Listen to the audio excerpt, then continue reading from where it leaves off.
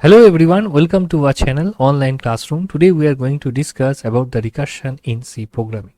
So let's go to the topic. So before going to the programming details, at first we have to know what is recursion. So recursion is the process which comes into existence when a function calls a copy of itself to work on a smaller problem.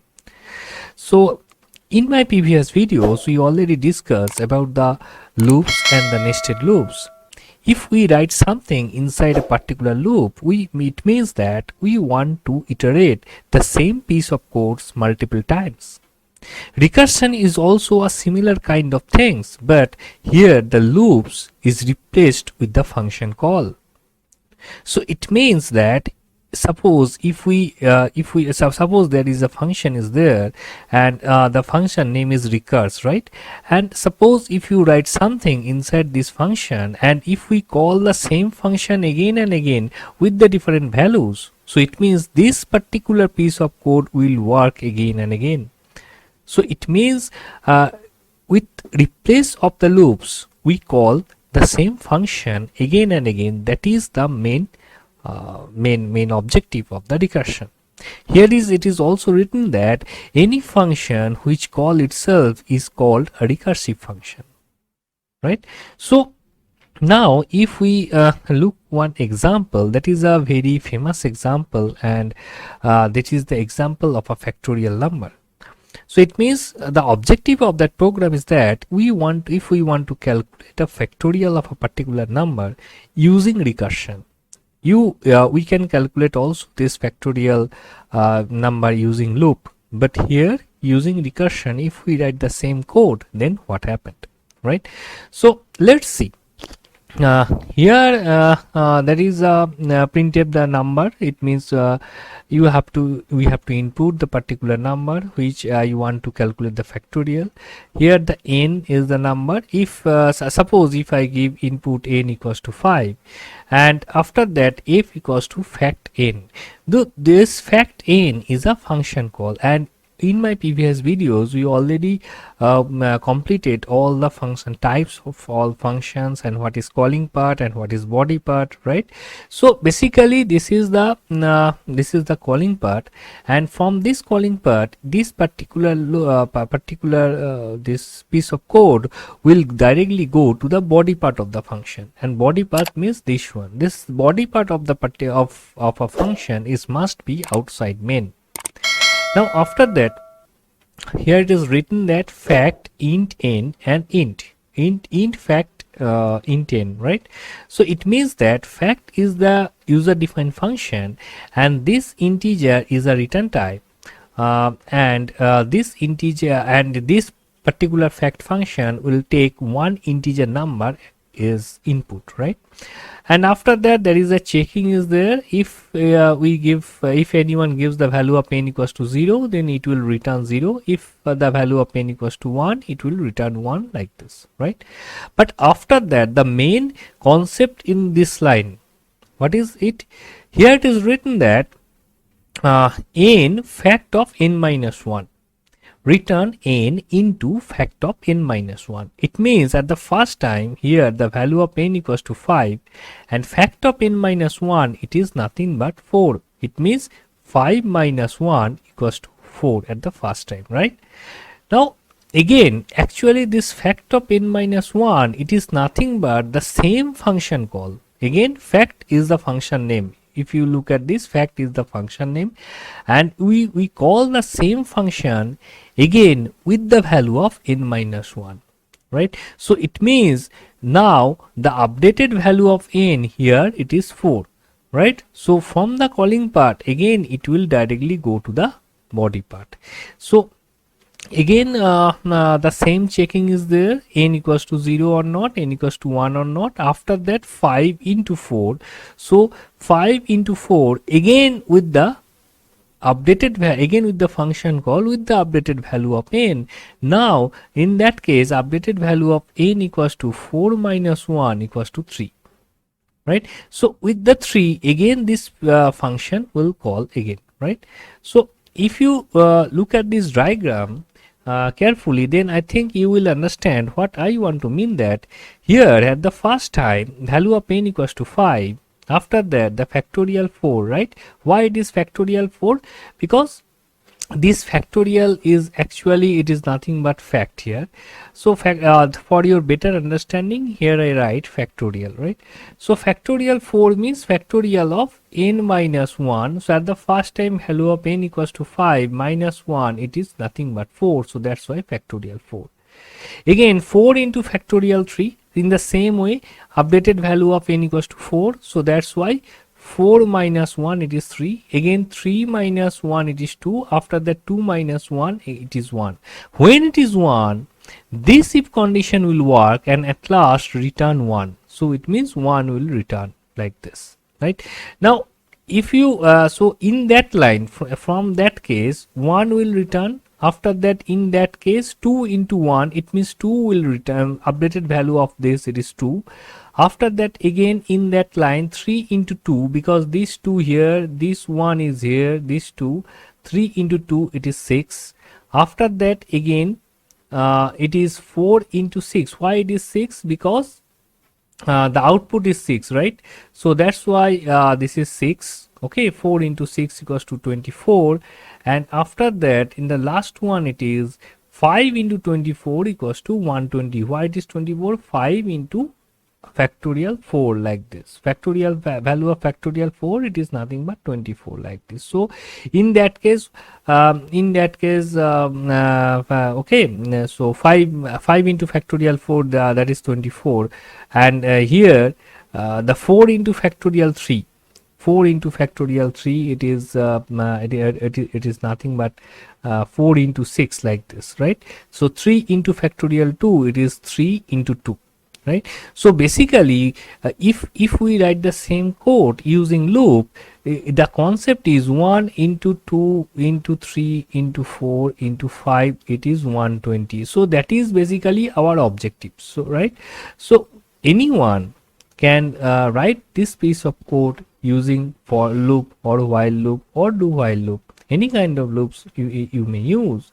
And if we write the same code using recursion concept, this will like this. Okay, so this is basically a common example which I already give try to give to you and try to understand. Okay, and after that there is another example is there, that is called the Fibonacci series, and this is also very well known example. But before going to the programming details, at first we have to know what is Fibonacci series. Okay, so if we look at this output of that particular code here, suppose enter the value of n, it means it is I give here 10. So it means Fibonacci series, it means we at first we have to give the length of the series, means how many numbers I want to calculate. Okay, so the basically the length. Okay, so here at the first time, suppose I give I want to see the Fibonacci series from 0 to 10 or 0 to 9. If you write 0 to 9, or if anyone says that I want to calculate the Fibonacci series of 10 numbers, first 10 numbers, right? Okay, so both are same thing. Okay, now if you look at this example carefully, what is Fibonacci series? Fibonacci series is that at the first time the value is 0, after that the second value is 1. So 0 and 1. After that the next value is 1. Why it is 1? Because 0 plus 1, so that's why this is 1. Now again, what is this is 2. What is why it is 2? Because in that case we have to add the previous two values, right? So 1 plus 1, so it means 1, again plus 1, it is nothing but 2, right? Now again it is 3. 3 means, why it is 3? Because again we have to add the previous two values, means 2 and 1. 2 plus 1, it is 3. Again 5, it means this is 5 basically. And why this, for when means where this 5 comes basically. So we have to add the previous two numbers, 3 plus 2 equals to 5. Now actually this is our output. It means Fibonacci series, it means this is your output. If we write 10, your output will be like this. Okay, now we have to calculate, we have to do the programming of the same. Okay, now enter the values of n. After that, this is n. So suppose here the value I give a value of n equals to 10. Okay, now after that there is a for loop here, and inside the for loop actually there is a function call. Okay, now the concept of recursion is that we have to call the same function again and again with the different types of values, right? So at the first time, value of c here, at the first time value of c equals to 0, and what is the value of n? Value of n equals to 10, as this n is a user input. So 0 less than 10, it means your condition is satisfied. So that's why it will enter to the loop and it will call the function Fibonacci with the value of c. Now at the first time, value of c equals to 0, right? If it is 0, return 0, right? If it is 0, it will return 0. So that's why this 0 will come, right? Now after that, again it will go to the if it will return, again it will as per the function concept, it will again return to the calling part. Okay, from return again this is it will back to the looping part. Now the updated value of c equals to 1 because c plus plus is there, right? Now again the same function will call, but with the updated value of c. Now the updated value of c equals to 1. Now again from the calling part it will directly go to the body part. Now the value of this n actually is 1 because there is a direct mapping, means I call this Fibonacci with the value of 1, and that's why the value of n equals to 1, and the condition is if the value of n equals to 1, again return 1. So according to the same concept, again it will back to the loop. Now the updated value of c equals to 2, right? So here now the same function will call with the value of c equals to 2, and here the value of n equals to 2 now, right? So now n double equals to 0, this is false. Again n double equals to 1, this is also false. Return n minus 1 plus n minus 2. It means n minus 1 plus n minus 2, right? So Fibonacci with the function call, it means we call the same function again with the n minus 1. It means now the updated value of n equals to 2, right? So 2 minus 1, it is 1, and again plus 2 minus 2, it means it is 0. So in between there is a plus sign is there. So it means we call the same Fibonacci function with the value of 1, and again the same function with the value of 0, right? So when the value of n equals to 0, it means it is from that side the output is 0. If when the value of n equals to, sorry, I am just right here, this is wrong. Basically this is 1, right? So n minus 1, it means 1. It means if I call the same Fibonacci function with the 1, it means return 1. So it means from this side, basically from the left side, value of this it is 1, and from the right side value of this particular portion it is 0. So 1 plus 0 equals to 1. So that's why this 1, right? So 0 and 1 from the previously there, and after that the next value is 1. After that again it will back, again it is written, right? So it will back again to the for loop, and now the updated value of c equals to 3. Here this is also 3, and here again n minus 1, right? So n minus 1 means 3 minus 1 now.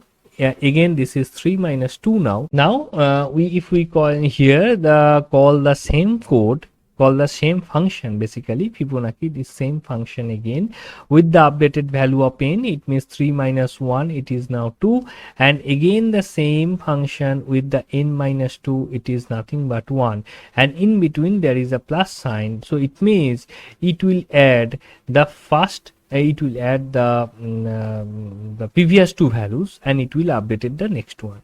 So in that way in that way, if we write this output again in that way, at the first time it is 0, after that it is 1, means when the value of n equals to 0. Now when the value of here c, because I replace here c because for the for loop only, when the value of c equals to 0, this 0, when the value of c equals to 1, this 1.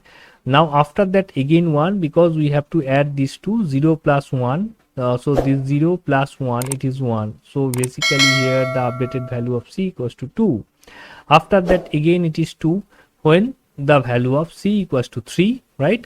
Because this we have to add these two ones, 1 plus 1, it is 2. So that's why when the value of c equals to 2, it is c equals to 3, your output will be 2. After that again it is 3. Why? When the value of c equals to 4, means in that case when the value of c equals to 4, here again it will call with 4, and in the same way 4 minus 1, it is 3, and again it is 4 minus 1, it is 4 minus 2, right? Here 4 minus 2, it is 2. Okay, so that's why again when we have to add these two numbers, means 1 plus 2, it is 3, like this. So in that way, if the value of when your value of c equals to 9, basically here, because there is a condition is less than n, because 0 to 9, it means the 10 numbers. I want to see the first 10 numbers.